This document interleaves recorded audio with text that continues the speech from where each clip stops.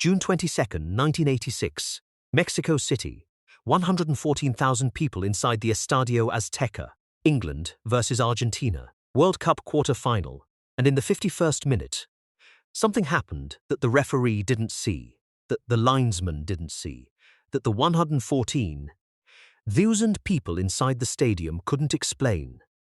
Something that would be replayed, argued about, and debated for the next 40 years. But here's what nobody tells you. 4 minutes after that moment, 4 minutes, the same man did something so extraordinary, so impossibly beautiful, that the people who had just been cheated against forgot, just for a moment, to be angry, that the English players themselves, walking off the pitch afterward, privately admitted they had witnessed something that transcended the result. That is the story nobody fully tells, not the hand, not the goal. What happened between them, inside them, and after them? In a dressing room, in a press conference, in a country that was not just watching a football match. Stay with me. Because this story is not about cheating. It never was. To understand June 22, 1986, you need to understand what England meant to Argentina in that moment, not as a football team, as something much larger and much more painful. 4 years earlier, in 1982, Argentina and Britain had gone to war. The Falkland Islands, a small archipelago in the South Atlantic that Argentina calls the Islas Malvinas, had been invaded by Argentine forces and then retaken by British troops in a conflict that lasted 74 days and killed nearly 1,000 people on both sides. The wounds were still raw in 1986.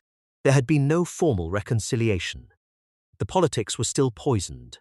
And when the World Cup draw placed Argentina and England in the same quarter-final bracket, both countries understood that this was not just a football match. Diego Maradona understood it better than anyone. He had grown up in Villa Fiorito, one of the poorest shanty towns on the outskirts of Buenos Aires, a place where the streets turned to mud when it rained and the houses were made of whatever materials people could find. His father worked in a factory. His mother raised 8 children in a home without running water. Diego was the 5th child, born in 1960, and from the time he was 3 years old, he had a ball at his feet and would not give it up for anything. By 10, he was training with the youth team of Argentinos Juniors. By 15, he was training with the first team. By 16, he was playing in the Argentine top flight. The coaches who worked with him in those years have said the same thing, in different words, across different interviews over decades. They had never seen anything like it. Not the skill. Skill could be taught, could be developed. What Maradona had was something that could not be coached. A relationship with the ball that operated on a different level from everything they had seen before. He became Argentina's everything. The boy from the shanty town who carried the weight of a nation on his back with such natural ease that it sometimes looked effortless. It was never effortless. The pressure was constant, crushing, inescapable. But Maradona absorbed it the way he absorbed defenders, by moving faster than it could catch him. By 1986, he was 25 years old. He was at Napoli, where he had become a god to a city that had never before had a reason to call itself the best at anything. He was the best player in the world, and he was about to play England. The match began at noon, local time, in the Mexican heat. The Azteca was full. The atmosphere was electric in the way that football matches are electric when they carry weight beyond football. When the people in the stands know that what they are watching means something outside the stadium. England were a good team. Bobby Robson's side had arrived at the quarterfinals with genuine quality. Peter Shilton in goal, Brian Robson in midfield, Gary Lineker in attack. They were not there by accident. They believed they could win. The first half was tight. Neither team found the breakthrough. Maradona was marked tightly. The English defenders had done their homework, knew what he was capable of, tried to crowd him out. It worked, partially. He was quieter than usual.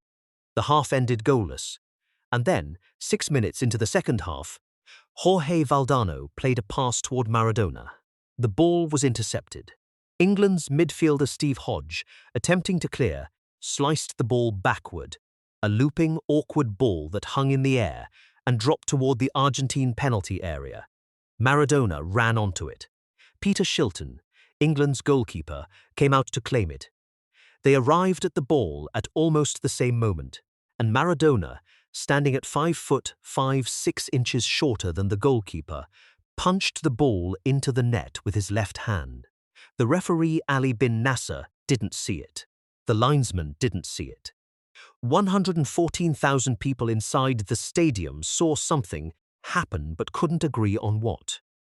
The Goalplex players surrounded the referee. They pointed. They protested. Shilton was furious, absolutely certain of what he had seen. The referee consulted the linesman. The linesman had not seen it clearly enough to intervene. The goal stood. Maradona ran toward his teammates, arms raised, grinning. He knew exactly what he had done now. Here is the part that changes everything. The goal stood. England were behind. They had 4 minutes to process their fury before the match restarted.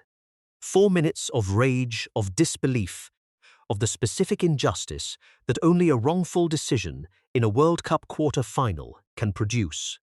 And then Diego Maradona received the ball in his own half. Not in a dangerous position, not with space to run. He received it 60 meters from the England goal, surrounded by England players, in a position where the sensible thing, the professional thing, the team thing, was to lay it off simply and keep possession. He didn't lay it off. What happened in the next 11 seconds has been analyzed frame by frame, recreated in training sessions, attempted by thousands of footballers at every level of the game. None of them have replicated it. In those 11 seconds, Maradona ran 60 meters, beat 5 England outfield players, and put the ball past Shilton with his right foot. 5 players, 60 meters, 11 seconds. He didn't sprint in a straight line. He ran diagonally, cutting across defenders, changing pace so rapidly that players who had positioned themselves correctly found him already past them before they could adjust. Peter Reid, who was the first England player he beat, has said in interviews that he thought he had him, that Maradona was coming toward him and he was in the right position. And then, in a fraction of a second, the angles changed, and Maradona was already gone. Glenn Hoddle, Terry Butcher, Terry Fenwick, Peter Reid, Kenny Sansom, all beaten, all left, watching his back as he ran away from them. Shilton came out, the same goalkeeper who had been furious 2 minutes earlier, and Maradona went around him too. The ball went into the net. The Azteca made a sound that has been described by people who were there as unlike anything they had ever heard in a football stadium. Not the sound of a goal, the sound of something that had just happened that people didn't have language for. And here is the detail that almost nobody mentions when they talk about that second goal. The BBC commentator Barry Davies, watching live, said these words as the ball hit the net. "You have to say that is magnificent. There is no other word for it." Barry Davies was English. He was commentating for an English audience. His country had just been beaten by the greatest individual goal ever scored in a World Cup, and he could not stop himself from saying it was magnificent. That is the measure of what Maradona did, that the people he had just destroyed, the goalkeeper, the defenders, the commentators, the fans, could not bring themselves to diminish it. Terry Butcher, one of the England defenders he had beaten, said years later in an interview that even as he was watching Maradona run away from him, some part of him understood he was watching something that would never be forgotten. That there was a strange pride in having been part of it, even on the losing side. Victor Hugo Morales, the Argentine radio commentator, delivered what became one of the most famous pieces of sports commentary in history. His voice broke. He called Maradona a cosmic kite and a drug of the people. He wept on air. Not because Argentina had scored, because what he had just witnessed was too large for normal language. And he needed different words, bigger words, words that football commentary had never had to use before. The second goal was voted the goal of the century by FIFA in 2002, the greatest goal ever scored in the history of the World Cup. It was not close. It was not a matter of opinion. It was, by the widest margin of any vote in the competition's history, the single greatest thing anyone had ever done with a football in a match that mattered 4 minutes after the hand. In the press conference after the match, a journalist asked Maradona about the first goal. How had he scored it? He paused. He thought about his answer for a moment, and then he said it was scored a little with the head of Maradona and a little with the hand of God. The room erupted. Some journalists laughed, some were outraged. The English journalists were furious. This was not an apology. This was not even a proper acknowledgement. It was a deflection wrapped in poetry, delivered with a smile. But what people miss replaying that moment is the context in which it was said. This was not just a man defending a cheat. This was a man from a country that had watched British soldiers die on Argentine soil 4 years earlier, in a war over a territory that Argentina considered its own. This was a man who had grown up in a shanty town without running water, who had been told his whole life that the rules applied differently to people from places like Villa Fiorito.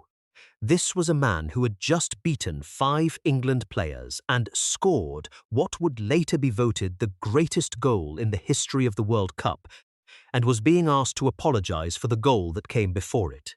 He did not apologize. He never apologized. In interviews in later years, he said that when he walked off the pitch that day, he felt he had scored 1 goal for football and 1 goal for Argentina, that the first goal was a kind of justice for the Malvinas, that the world operated with double standards, and that sometimes the only response to double standards was to use them against the people who invented them.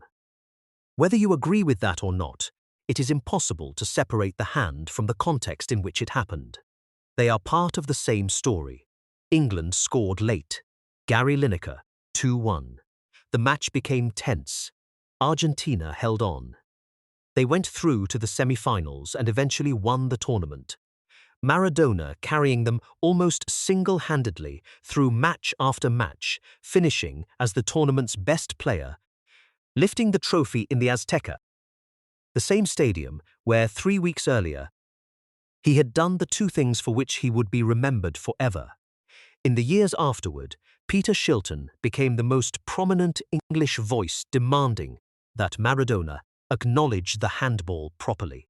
He said it repeatedly in interviews, in his autobiography. He never got what he wanted. Maradona was many things, but he was not the kind of man who gave his enemies what they wanted. Steve Hodge, the England midfielder whose miscued clearance had created the chance for the first goal, became the unlikely owner of the shirt Maradona wore that day. The 2 men swapped shirts at the end of the match. Hodge kept it for years, eventually selling it for nearly £9 million at auction in 2022. It is the most valuable football shirt ever sold. Maradona died in November 2020 at the age of 60. He died as he had lived, complicated, contradictory, impossible to reduce to a single story. A man who had cheated in a World Cup quarter-final and been celebrated for it. A man who had scored the greatest goal in the history of the tournament on the same afternoon. A man who had come from nothing and carried a nation's grief and joy and rage on his back for 20 years, and who had never, not once, pretended to be something he was not. But there is one more thing about that day in Mexico City that history tends to overlook. After the match, after the press conference, after the Hand of God quote had gone around the world, Maradona went back to the Argentine team hotel. His teammates have described what happened there in different interviews over the years. He didn't celebrate loudly. He didn't gloat. He sat with the group, quiet, thinking. Carlos Bilardo, the Argentine coach, has said that Maradona that evening was more focused on the semi-final than on what had just happened. That the result mattered to him, not the story.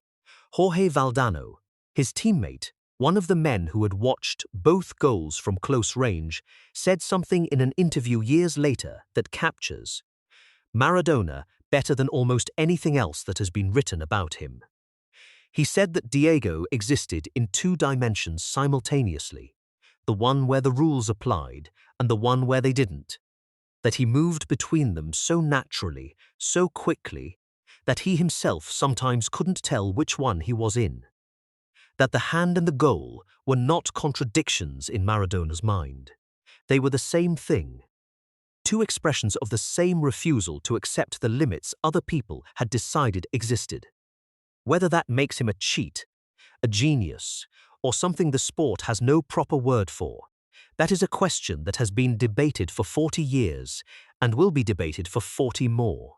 The hand of God was never just about a handball. It was about who gets to decide what the rules are, who gets to enforce them, and what happens when someone refuses to accept the answer. That is what Maradona was saying. Standing in a press conference in Mexico City in 1986, smiling at journalists who wanted him to be ashamed. He was never ashamed. Tell us in the comments. Was Maradona right? Was it justice or just cheating?